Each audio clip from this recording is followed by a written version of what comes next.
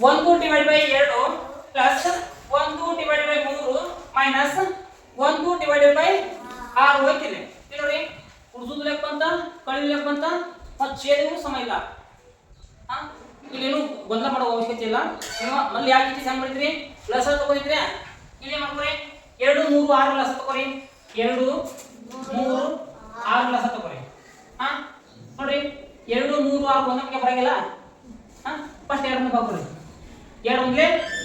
2 ಮೂರನೇ ಯಾಕೆ ಬರ್ಕೋರಿ 2 ಎಷ್ಟೇ 6 2 ಮೂರಲೆ 6 ಇನ್ನು ನೋಡ್ರಿ 3 ಲೋಕ ಯಾರು 3 ಒಂದ್ಲೆ 3 3 ಒಂದ್ಲೆ 3 ಆಯ್ತು ನೋಡಿ 2 ಗುಣಿಸು 3 2 ಮೂರಲೆ 6 ನೋಡ್ರಿ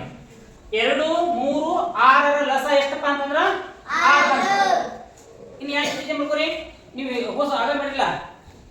ಸ್ಟೇಜ್ 1 ಸಮ ಮಾಡ್ಕೊಂಡಾಗ 2 ಯಾವ ಸೆಕೆಂಡ್ ಗುಣಿಸಿದ್ರೆ 6 ಬರುತ್ತೆ 3 ರಿಂದ 2 ಮೂರಲೆ ಛೇದಕ 3 ರಿಂದ ಗುಣಿಸಪ್ಪ ಅಂತಂದ್ರ ಅಂಶಕ್ಕೂ 3 ರಿಂದ ಗುಣಿಸಬೇಕು ನೆಕ್ಸ್ಟ್ 3 ಐತಿಲೆ 3 ಕ್ಕೆ ಎಷ್ಟು ಗುಣಿಸಿದಾಗ 6 ಬರುತ್ತೆ 2 ರಲ್ಲಿ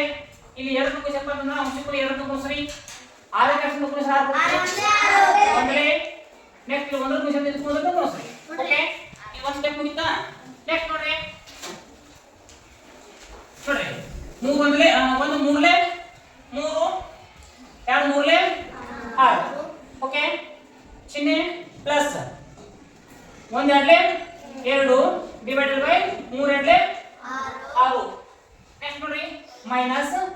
1 ಒಂದೇ 1 6 ಒಂದ್ರೆ 6 ಇಷ್ಟ ಆಯ್ತಾ ಇನ್ನು ನೆಕ್ಸ್ಟ್ ಏನು ಮಾಡಪ್ಪ ಅಂದ್ರೆ ನಾವು ಯಾವುದೇ ಲೆಕ್ಕವನ್ನು ಮಾಡ್ಕೋಬೇಕಾದ್ರೆ ಬೋರ್ಡ್ಮಾಸ್ ನಿಯಮ ಅಂತ ಬರುತ್ತೆ ನಮಗೆ ಬೋರ್ಡ್ಮಾಸ್ ನಿಯಮದಲ್ಲಿ ಫಸ್ಟ್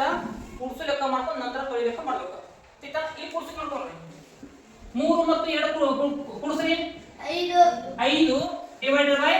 6 ನೆಕ್ಸ್ಟ್ ಏನಾಗುತ್ತೆ minus 1 divided by 6 okay next ಏನು ಮಾಡಿ 5 ರ ಒಂದಿರಿ 5 ಕೂಡಿಸ್ರಿ 2 ಕೂಡಿಸ್ಕೊಂಡ್ರೆ ಒಂದು ಉತ್ತರ ಈ ಉತ್ತರ ಏನು ಮಾಡಬೇಕು ಇದು ಕಳಿಬೇಕು ನೋಡಿ 5 ರ ಅಂತಂದ್ರೆ 4 ಛೇದ